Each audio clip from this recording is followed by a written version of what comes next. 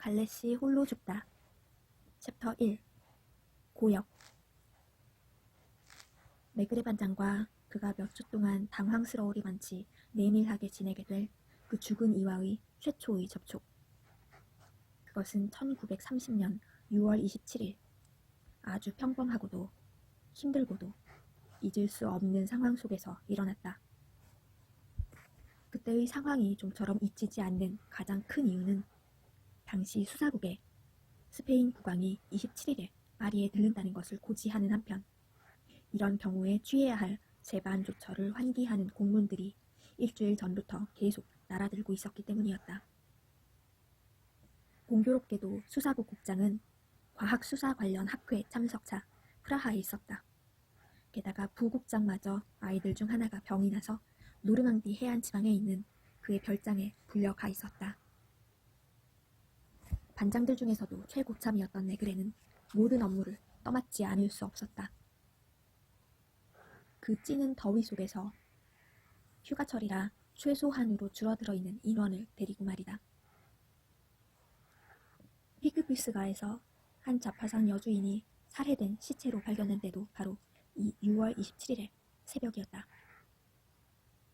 간단히 말해 그날 오전 9시 움직일 수 있는 모든 형사들은 스페인 군주가 도착하기로 되어있는 부아드블로뉴 기차역에 나가 있었다. 네그레는 문과 창문을 모두 열어놓도록 했는데 그 때문에 바람이 들이쳐 문들은 쾅쾅 닫히고 서류들은 탁자에서 날아오르고 있었다. 9시 하고 몇 분이 지났을 때 느베르에서 전보 한 통이 도착했다. 생파르조 세네마른에 주소지를 둔 방문 판매사원 에밀 갈레가 25일에서 26일 밤 사이에 쌍세르의 라 루아르 호텔에서 살해되었음. 이상한 점들이 많음. 시신 확인을 위해 가족에게 알려주기 바람. 가급적 파리에 수사관을 보내줄 것. 메그레로서는 생파르조에 자신이 직접 가는 수밖에 다른 방도가 없었다.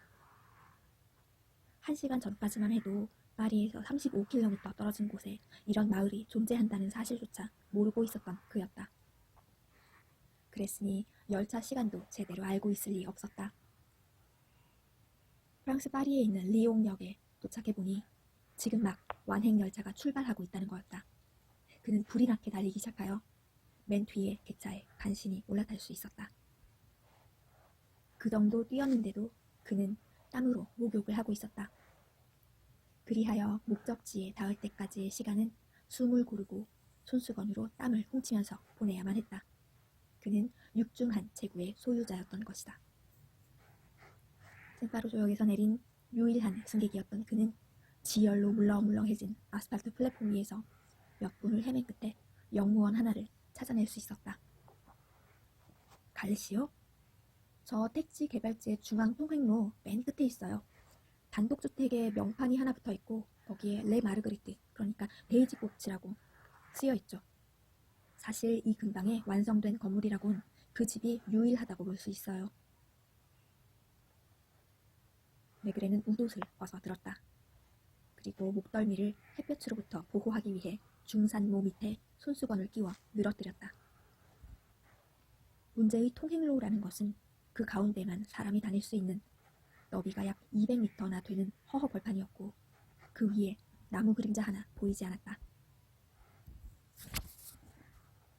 해는 처량한 구릿빛으로 빛나고 있었다. 파리들은 맹렬히 쏘아대며 소나기를 예고하고 있었다.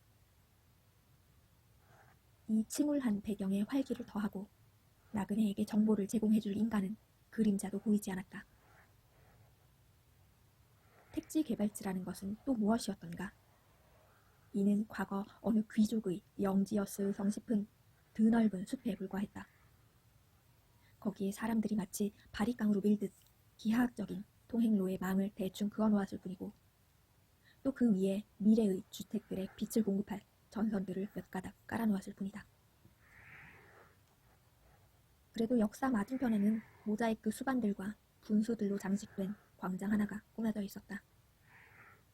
널판으로 만든 한 가건물에는 토지매매사무소라고 쓰여 있었다. 그리고 그 옆에 서 있는 마을 지도는 저 황량한 통행로들에 벌써 정치가들과 장군들의 이름이 붙여졌다는 사실을 알려주고 있었다. 메그레는 50m마다 한 번씩 손수건을 꺼내 얼굴을 훔치고는 땀이 줄줄 흘러내리기 시작하는 목덜미를 다시 덮었다. 여기저기에 삐죽삐죽 솟아나온 건축물들의 싹이 보였다. 무더위에 지친 석궁들이 쌓다 말고 도망간 벽면들이었다. 적어도 2km는 걸어왔다고 느꼈을 때 그는 마침내 레마르그리트를 발견했다. 기와는 붉고 건물 구조가 복잡한 것이 어딘가 영국적인 분위기가 느껴지는 단독주택이었다. 전원풍의 담장들 사이로 정원과 앞으로 몇 년은 더 이렇게 숲으로 남아있을 땅이 나뉘어 있었다. 2층의 커다란 창을 통해서는 반으로 접힌 매트리스가 놓인 침대 하나가 어렴풋이 보였다. 창문턱에는 이불들이 널려 바람을 쐬고 있었다. 그는 초인종을 눌렀다. 30살가량으로 보이는 사팔뜨기 하녀가 먼저 현관문의 구멍을 통해 그를 살펴보았다. 이렇게 그녀가 머뭇거리고 있는 동안 그는 양복 웃옷을 다시 걸쳤다. 혹시 갈래 부인이십니까? 누구시죠? 하지만 집 안쪽에서 벌써 어떤 목소리가 흘러나왔다. 웨즈니, 누구지? 그리고 갈래 부인 본인이 현관에 나타나 턱을 높이 치켜들고 불청객의 설명을 기다리고 있었다. 뭘 떨어뜨리셨네요? 그가 모자를 벗느라 부지 중에 손수건이 땅에 떨어지자 그녀가 쌀쌀맞게 지적해 주었다. 그는 손수건을 주워들고는 알아듣기 힘든 발음으로 웅얼대면서 자신을 소개했다. 안녕하십니까. 기동수사대 메그레 반장입니다. 부인과 몇 마디 말씀 좀 나누고 싶습니다만. 나하고요? 그리고 하녀에게 고개를 돌리면서 쏘아붙였다. 거기서 뭐하고 있어? 이제 메그레의 시선은 갈래 부인에게 집중되지 않으면 안 되었다. 50살 남짓 되어 보이는, 한마디로 불쾌하게 느껴지는 여자였다. 특별한 일이 없는 시간이었다. 또 찌는 듯이 무더웠고 외딴 단독주택 근처에 다른 사람은 그림자도 보이지 않았다. 그런데도 그녀는 연보라색 실크 드레스로 무장하고 있었고 그녀의 회색 머리칼 중 단 한 올도 엄격한 모발의 대열을 벗어나지 않고 있었다. 그리고 목과 콜사주와 두 손에는 번쩍이는 금 사슬과 브로치와 반지들이 주렁주렁 걸려 있었다. 그녀는 마지못한 걸음으로 방문객을 응접실로 인도했다. 뒤따라 걷던 메그레는 문이 하나 열려있기에 안쪽을 깊숙이 들여다보았다. 황동과 알루미늄 집기들이 반짝이고 있는 백색 주방이었다. 왁스칠 시작해도 될까요, 부인? 물론이지. 안 될 이유라도 있나? 하녀는 응접실역 식당 안으로 사라졌다. 얼마 되지 않아 테레비뉴의 산뜻한 냄새가 집안 전체에 퍼지면서 마루 위에 무릎을 꿇고 밀랍을 바르는 소리가 들려왔다. 응접실의 가구들은 하나같이 자수 제품으로 덮여 있었다. 벽에는 첫 영성체 예복 차림을 한 어느 사내 아이의 확대 사진이 걸려 있었다. 무릎이 툭 튀어나온 껑충하면서도 여윈 체격이었고 그다지 호감이 가지 않는 얼굴의 소유자였다. 피아노 위에는 그보다 작은 사진 하나가 놓여 있었다.